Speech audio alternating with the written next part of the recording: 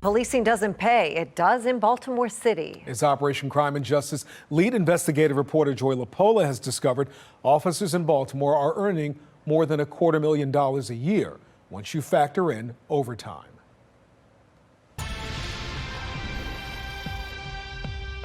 You'd think an officer earning $250,000 a year would be doing a lot to fight crime in Baltimore City. Our investigation set out to see if the public was seeing that payoff. On Friday, Baltimore City updated its online salary database to include fiscal year 2020. For the first time, members of the general public got a glimpse at how much city workers earned above and beyond their normal salary.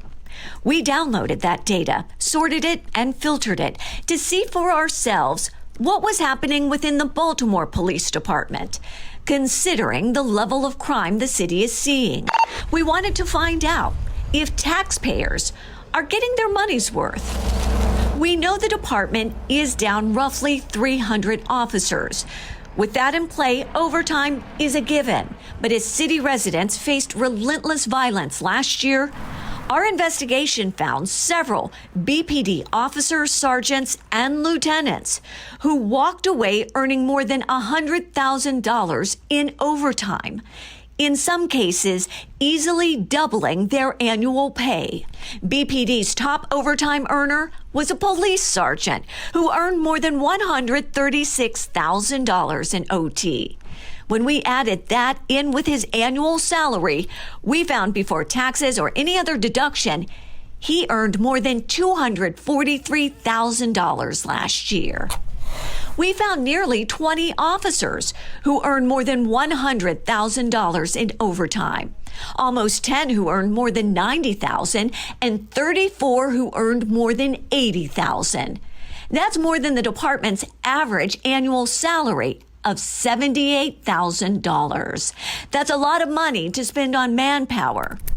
So how were they fighting crime? I put their names into case search to find out if they were out on the street making arrests, catching suspected bad guys. The top BPD overtime earner was tied to only 7 criminal court cases, according to the online database.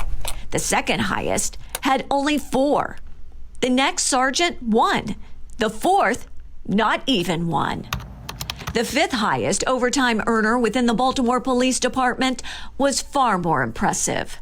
That sergeant had 125 criminal cases in case search during July 1st, 2019 and June 30th, 2020.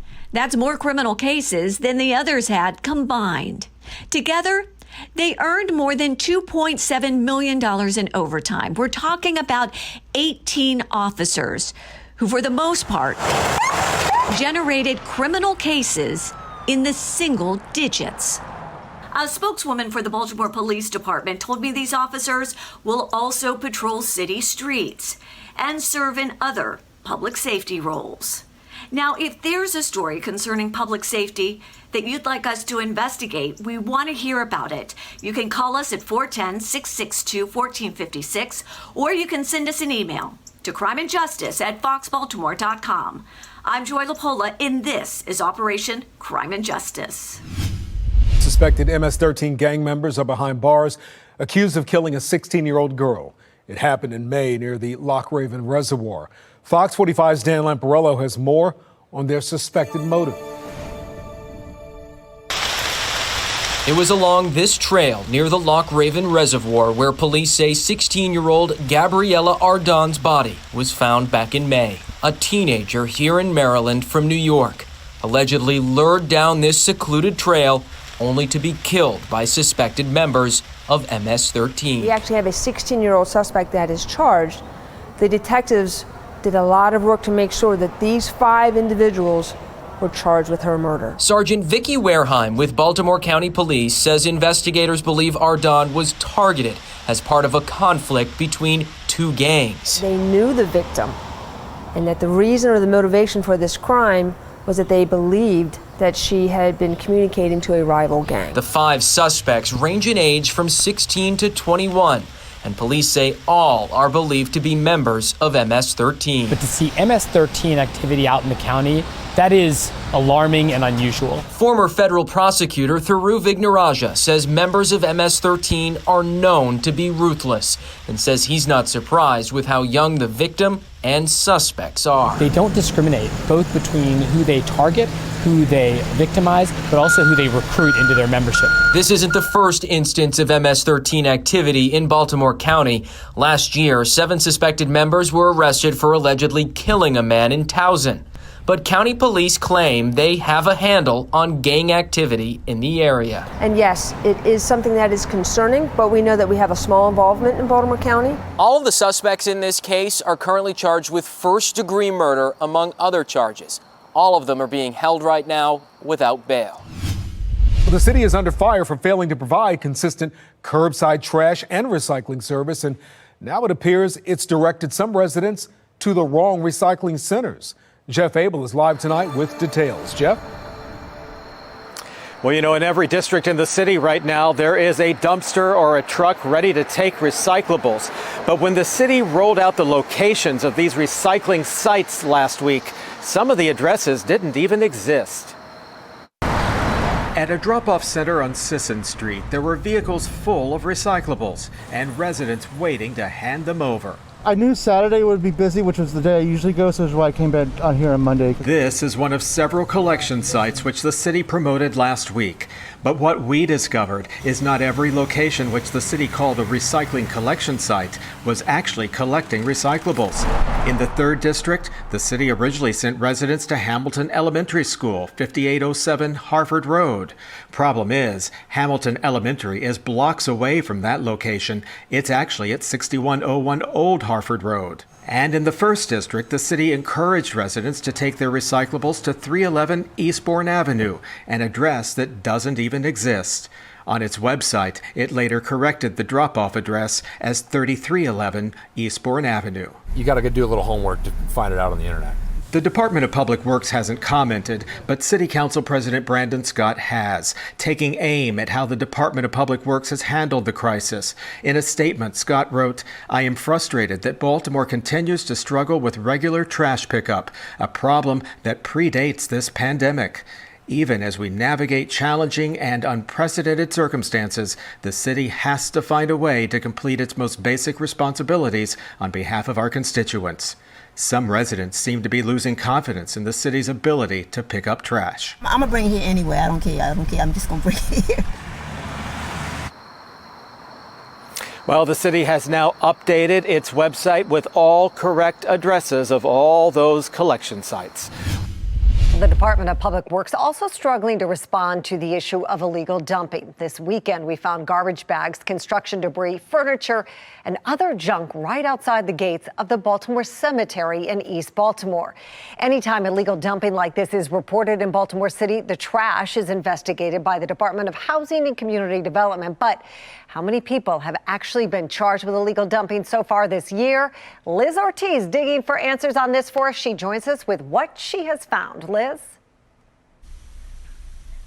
Well, Mary, I asked the Department of Housing and Community Development how many citations and criminal cases have been filed so far this year for illegal dumping. I am still waiting for those answers, but we do have answers into how the illegal dumping investigation actually works. Fox 45 continues to monitor the trash problem that plagues Baltimore City streets. Illegal dumping is nothing new. Mounds of junk like this can often be found in alleys or, most recently, just outside of the Baltimore Cemetery. So we were just riding down. I'm like, what? I see it all the time, but never to this magnitude on the east side. The city's Department of Housing and Community Development has at least 12 investigators tasked with catching the people responsible. We had a chance to follow along last year as investigators searched for any clues that could lead to a suspect. Looking for identifying information. If they find the information, then they can issue a citation based off of the information. Citations vary. Under 25 pounds is a $500 fine. Over 25 pounds is a $1,000 fine. They can pull this up if anything is on there.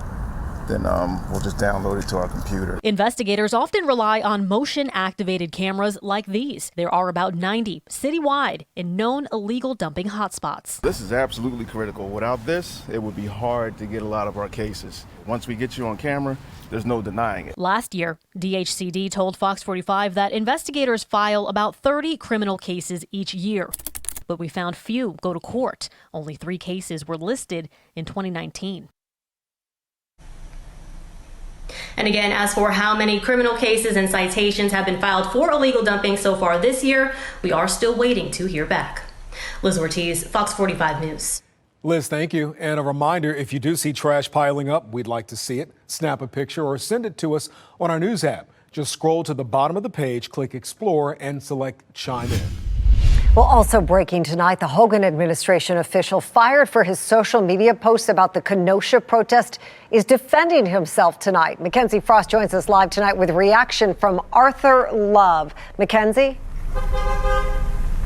Mary, that's right. We just heard from Arthur Mac Love moments ago. He was joined here with some of his supporters, and it seemed to be an emotional statement for himself. He says he wants to just clear his name. Now, all of this started Friday night when he made some social media posts that seemingly supported the Kenosha shooter. He says he is not didn't really say if he does support him, but he said he's really upset about the fact that he doesn't feel that he's getting due process. Now, he says that he was not told by the governor's office that he was fired until Sunday, but the governor's office confirmed to Fox 45 Saturday that he in fact was relieved from his position. Now, he was involved in the governor's office of community initiatives, and he says that he held this position for many years. And today we heard from himself and his supporters saying that he in fact does not feel like he is racist and he just wants his life back. Take a listen.